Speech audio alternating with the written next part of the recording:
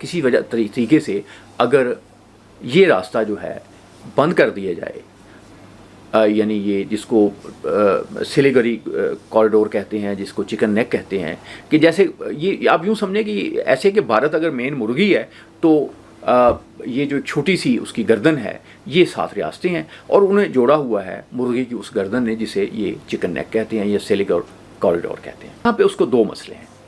पहला मसला तो ये है कि ये रियासतें हैं 7, इनमें एक अलहदगी की तहरीकें चल रही हैं, भारत के ख़िलाफ़ नफ़रत हो रही है। यहाँ पे जो हिंदू हैं वो भी उस तरह के हिंदू नहीं हैं जिस तरह के हिंदू हमें नॉर्थ में मिलते हैं।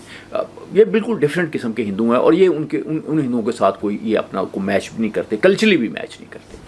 और फिर यहाँ पे ईसाई आबादी है, उनके अपने मामलात हैं, कबायली हैं, तो गोया ये एक डिफरेंट भारत है जिसको उन्होंने भारत का नाम दिया हुआ। ये भारत नहीं है। यहाँ अलहदगी की तहरीकें भी हैं। यहाँ अक्सर ऐसी बातें भी होती रही हैं कि बहुत से जो यहाँ के लीडर हैं वो कहते हैं कि बहुत जल्द वो वक्त आने वाला है यहाँ जब भारत के लोग यहाँ पे आएंगे तो उन्हें वीज़ा लेके आना पड़ेगा।